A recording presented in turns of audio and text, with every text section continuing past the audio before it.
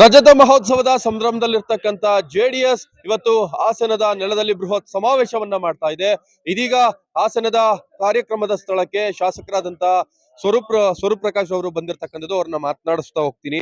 Sir, ಕಾರ್ಯಕ್ರಮ ಬೃಹತ್ ಸಮಾವೇಶ, ಅತಿ ಹೆಚ್ಚು ಕಾರ್ಯಕರ್ತರು ಸೇರುವ ನಿರೀಕ್ಷೆ ಇರತಕ್ಕಂಥದ್ದು, ಒಂದು ಇಲ್ಲಿಂದಲೇ ಒಂದು ಸಂದೇಶ ಕೂಡ ರವಾನೆ ಆಗದ ಅಂತದ್ದು. ಇವತ್ತು ಹೇಗಿದೆ ಸರ್ ಕಾರ್ಯಕ್ರಮ? ತಾವೇ ನೋಡ್ತಾ ಇದ್ರಿ, ಬಹಳ ಹಬ್ಬದ ಒಂದು ವಾತಾವರಣ. ನಾವೆಲ್ಲ ಬಹಳ ಕುತೂಹಲದಿಂದ ಇವತ್ತು ಹಲವಾರು ದಿನಗಳಿಂದ ಸಿದ್ಧತೆ ನಡೀತಾ ಇದೆ. ಇವತ್ತು ಕೊನೆಯ ದಿನ, ಇವತ್ತು ಸಮಾವೇಶ. ಹಾಗೆಲ್ಲ ಒಂದ್ ಕಡೆ ಬಹಳಷ್ಟು 1.5 ಲಕ್ಷದಿಂದ 2 ಲಕ್ಷ ಕಾರ್ಯಕರ್ತರು ಹಾಸನ ಜಿಲ್ಲೆಯಲ್ಲಿ ವಿಶೇಷವಾಗಿ ಬರ್ತಾ ಇರೋದು ಇದು ಮೊದಲನೇ ಬಾರಿಗೆ. ಹಾಗಾಗಿ ಎಲ್ಲ ಒಂದ್ ಕಡೆ ಬಹಳ ಸಂತೋಷ ಸರ್. ಎಷ್ಟು ಜನ ಸೇರ್ತಾರೆ ಸರ್? ಹೇಗೆ? 1.5 ಲಕ್ಷದಿಂದ 2 ಲಕ್ಷ ನಮಗೆ ಕಾರ್ಯಕರ್ತರು ಮತ್ತು ಮುಖಂಡರು ಸೇರ್ತಾರೆ.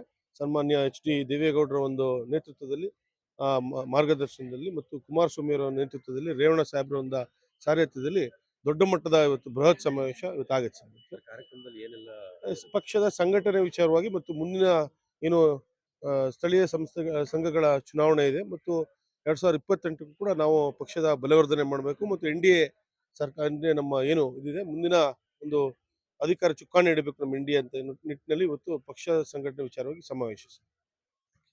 ಇದಿಷ್ಟು ಹಾಸನದ ಶಾಸಕರಾಗಿರ್ತಕ್ಕಂಥ ಸ್ವರೂಪ್ ಪ್ರಕಾಶ್ ಅವರ ಮಾತಾಗಿರ್ತಕ್ಕಂಥ. ಅಂದ್ರೆ ಬೃಹತ್ ಸಮಾವೇಶವನ್ನ ನಾವಿವತ್ತು ಮಾಡ್ತಾ ಇದ್ದೇವೆ. ದೇವೇಗೌಡರು ಹಾಗೆ ಕುಮಾರಣ್ಣನ ನೇತೃತ್ವದಲ್ಲಿ ಇವತ್ತು ಬೃಹತ್ ಸಮಾವೇಶ ಆಯೋಜನೆ ಆಗಿದೆ ಅನ್ನೋ ಮಾತನ್ನ ಅವ್ರು ಹೇಳಿರ್ತಕ್ಕಂಥದ್ದು. ಚೇತನ್ ಸೂರ್ಯ, ಗ್ಯಾರಂಟಿ ನ್ಯೂಸ್, ಹಾಸನ.